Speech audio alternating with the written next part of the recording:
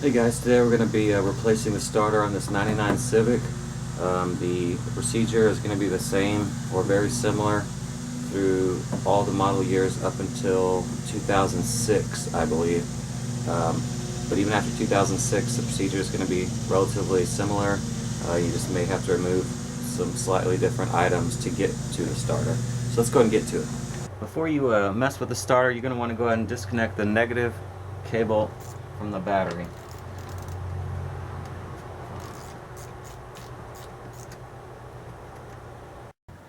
So once you've got everything out of the way, there's really only 4 things that you need to concern yourself with when removing the starter.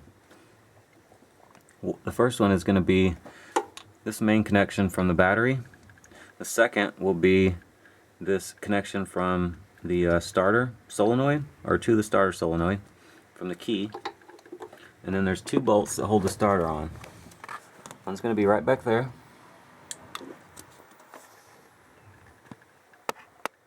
And the second is on the other side of the starter.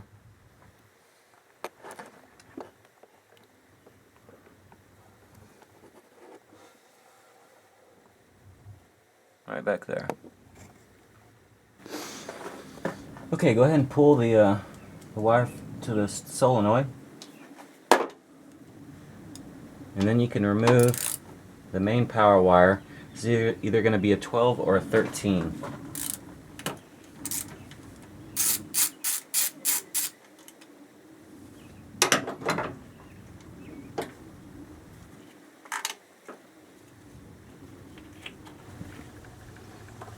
Okay, go ahead and remove the first bolt.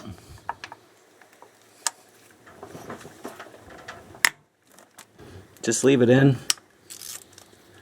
until you actually loosen the second bolt. Before you completely take off the starter, go ahead and remove this wire harness bracket that's bolted to it. This is a 10 millimeter.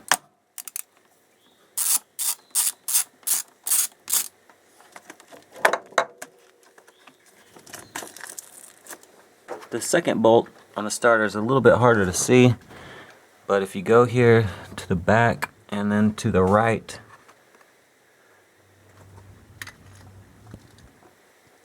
you can see my sockets on it right there.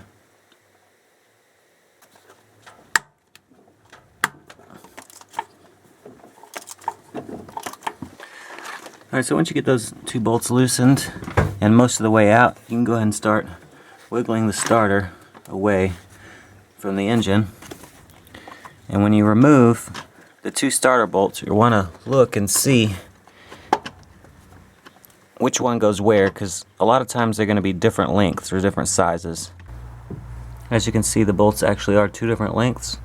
So in this case, the shorter of the bolts goes towards the left side of the starter, like at the bottom, and the longer bolt goes on the right side of the starter towards the top. So it's always a good idea to test the starter once you have it off the car, and for that what we're going to use is a set of jumper cables. You're going to have the positive end hooked to this big terminal right here. The negative end, you can just clamp it on the side of the starter somewhere where it has a good bite. That's going to be the ground. And the other ends of the battery cables, or the jumper cables, are hooked directly up to the battery. Positive to positive, negative to negative, obviously.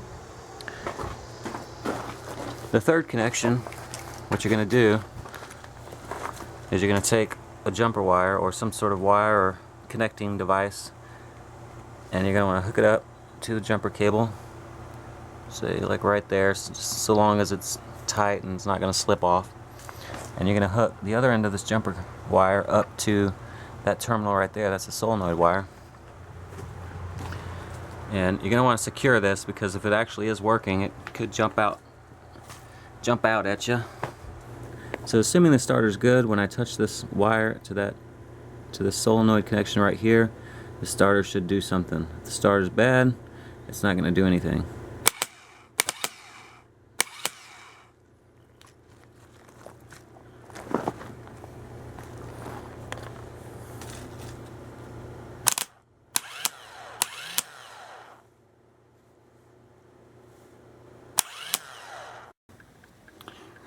Okay, so installation is exactly the same, but reverse of removal. So go ahead and get a new starter here. Put it in the hole in the transmission. And hopefully you have a new starter. I just have this used one laying around. So you always want to kind of hold the starter up with one hand and start the bolt with the other. Once you get a few threads to where you're confident that the bolt is threading in straight with your fingers, then you can move to the next bolt. As long as the bolts are still loose, it's a good idea to hold the starter up with the other hand and kind of wiggle it. That way you make sure that you don't cross thread these bolts.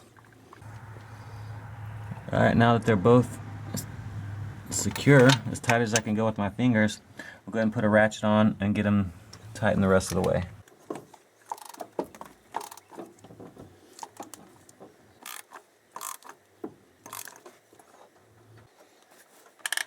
Alright, so next thing, you can go ahead and put on the main cable from the battery.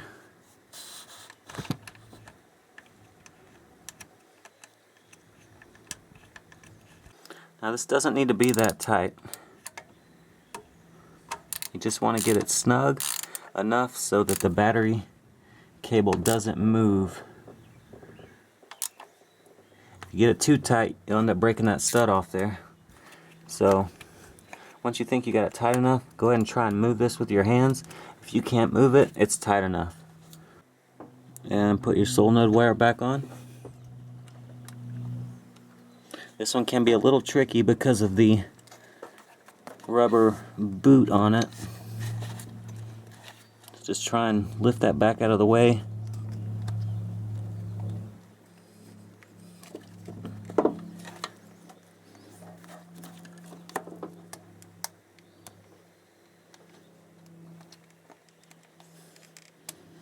Make sure it slides down all the way. And then slide the rubber boot over it.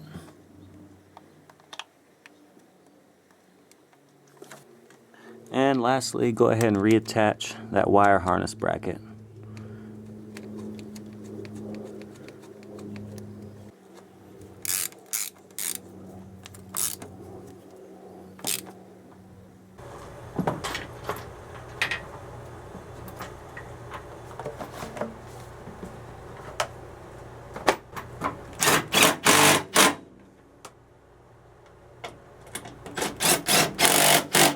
Reconnect your negative battery terminal.